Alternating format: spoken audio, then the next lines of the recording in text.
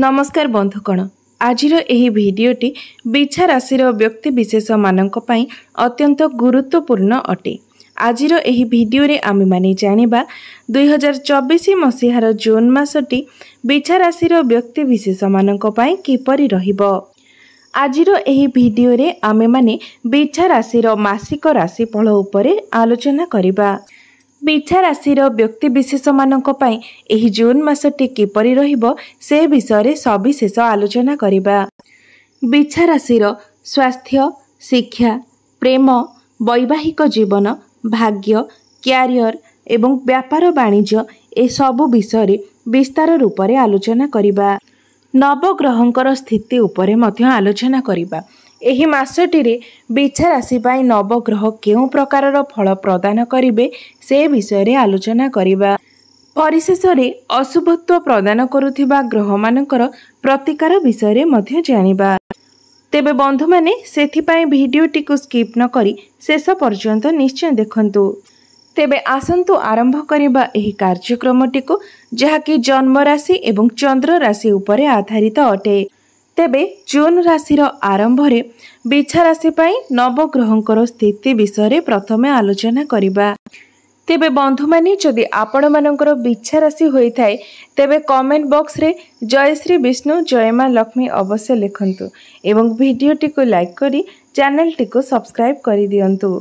तेबे आसंतु जानि नेबा एही जून मासर आरंभ रे बिछा राशि पाई नवग्रहंकर स्थिति किपरि रहिबो। बंधु माने आम राशि चक्रर अष्टम राशि हेउछि बिछा राशि एवं बिछा राशिर अधिपति ग्रह हेउछंती मंगल ग्रह एवं मंगल आपणकर षष्ठ भावरे विराजमान अछंती एवं पंचम भावरे विराजमान अछंती राहुदेव, एकादश भावरे विराजमान अछंती केतुदेव, चतुर्थ भावरे विराजमान अछंती शनिदेव एवं आपणकर सप्तम भावरे विराजमान अछंती गुरु, बुध, शुक्र एवं सूर्यदेव। तेबे ध्यान देई सुनंतु। सर्वप्रथमे आमे जानि नेबा स्वास्थ्य विषय रे। एही जून मासरे आपणकर स्वास्थ्य किपरि रहिबो। बंधु माने प्रथम भावटी होई थाए हमर स्वास्थ्यर भाव, इम्यूनिटी सिस्टम रो भाव एवं आपणकर प्रथम भावर अधिपति हेउछंती मंगल देव एवं मंगल आपणकर षष्ठ स्थान रे विराजमान करूछंती। मात्र मंगल एठारे निज घरे विराजमान अछंती। मात्र राशिर स्वामी 6, 8 एवं 12 घरे रहिबाकू भलो बोली माना जाय न थाए। कारण कुंडली रे एही तीनोटी भाव को एते भलो बोली विचार करा जाय न थाए। मात्र मंगल एठारे निज घरे अछंती एवं भलो स्थिति रे मध्य अछंती। तेणु आपणकर स्वास्थ्य भलो रहिबो। षष्ठ स्थानटी रोग, ऋण एवं शत्रुर स्थान होइथाय। मात्र मंगल एठारे निज घरे थिबा हेतु आपणकर कोनोसी भी स्वास्थ्य जनित समस्या देखा जीव नाही। मात्र 15 जून को जेतेबेले सूर्य आपणकर अष्टम स्थान को जिबे सेतेबेले आपणकर टिके मुंड बिंधा भली समस्या देखा देई पारे, आखिरे ज्वलन देखा देई पारे, एमिति छोट मोटो समस्या किछि देखा देई पारे। मात्र आपण निश्चित रुहतु जे आपणक स्वास्थ्य को नहीं कोनोसी बड़ समस्या देखा देबो नाही। तेबे देखिबा को गले जून मासटी रे आपणकर स्वास्थ्य बहुत भलो रहिबो। आपणकर स्वास्थ्य को नहीं मासटी भलो रहिबो। एबे जानिबा आपणकर शिक्षा क्षेत्र किपरि रहिबो एही 2024 जून मासरे। विद्यार्थी मानक पई किपरि रहिबो एही जून मासटी। बंधु माने पंचम भावटी होई थाए हमर शिक्षार भाव, पाठ पढ़ार भाव एवं पंचम भावर अधिपति हेउछंती बृहस्पति देव एवं बृहस्पति आपणकर सप्तम भावरे विराजमान अछंती। किंतु आपणकर पंचम भावरे राहु विराजमान अछंती। राहु हेउछंती जणे भ्रमित ग्रह। तो राहु एठारे समय समय आपणकर मन को भ्रमित करिवे, विचलित करिवे, जहा फଳରେ आपण समस्त कार्य रे द्वंद्व रे पड़ी जिवे।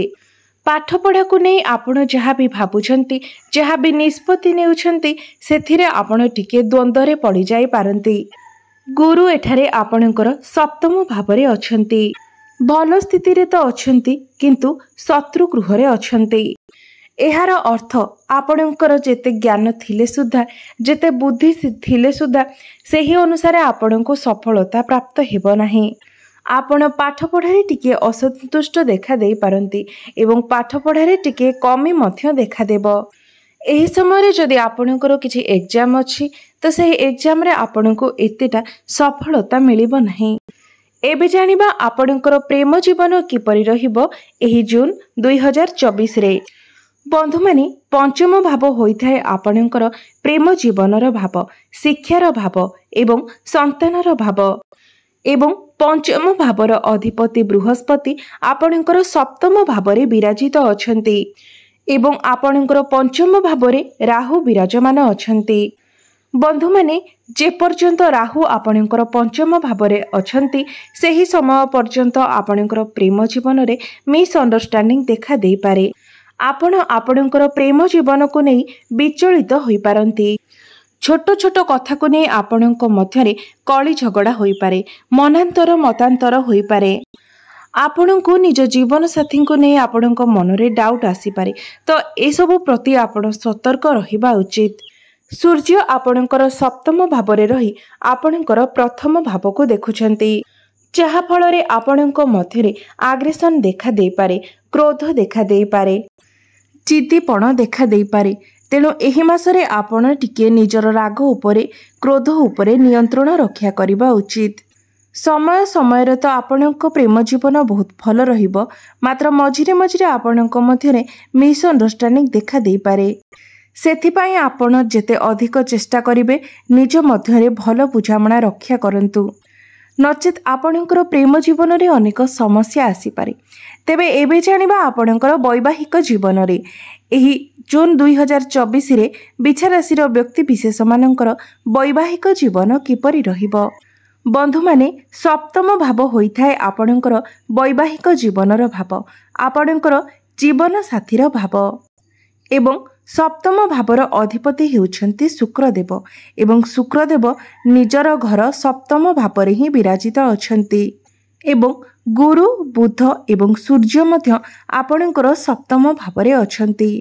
तेबे एही मासरे आपणकर वैवाहिक जीवन केवल भल ही नुहे बहुत भल रहिबो, कारण शुक्र निज गृहरे विराजमान अछंती एवं कौनसी भी ग्रह निज घर को केबे भी खराब करि नथांती, बरं निज ग्रह को आहुरी सुदृढ़ करिथांती एवं तांको सहित बुध एवं गुरु मध्य विराजमान अछंती। तेबे बुध गुरु एवं सूर्य तीनोटी शुभ ग्रह आपणकर वैवाहिक स्थान रे विराजमान अछंती। तो एही मासरे आपणकर वैवाहिक जीवन बहुत भल रहिबो, मात्र 12 जून को जेतेबेले शुक्र अष्टम स्थान को चलन करिवे सेतेबेले आपणकर वैवाहिक जीवन रे किछिटा समस्या देखा देई पारे। आपणक मध्यरे आर्गुमेंट देखा देई पारे एवं आपणकर लाइफ पार्टनर को स्वास्थ्य रे बे मध्य किछिटा समस्या देखा देई पारे, कारण अष्टम स्थान को कुंडली रे भल विचार करा जाय न थाए। एथिप्रति आपण टिके ध्यान देबे। तो एबे जानिबा सबुठारु गुरुत्वपूर्ण विषय वस्तु आपणकर भाग्य, क्यारियर एवं व्यापार वाणिज्य विषय रे। एही जून 2024 रे आपणकर भाग्य, क्यारियर एवं व्यापार वाणिज्य किपरि रहिबो। बंधु माने नवम भावटे होइथाय आपणकर भाग्यर भाव एवं दशम भावटे होइथाय आपणकर क्यारियर भाव। नवम भावर अधिपति हेउछंती चंद्रमा, जे कि प्रत्येक 2 दिन रे राशि परिवर्तन करिथांती। बंधु माने गुरु आपणकर एठारे केंद्र रे अछंती, बुध एवं शुक्र मध्य आपणकर केंद्र रे अछंती।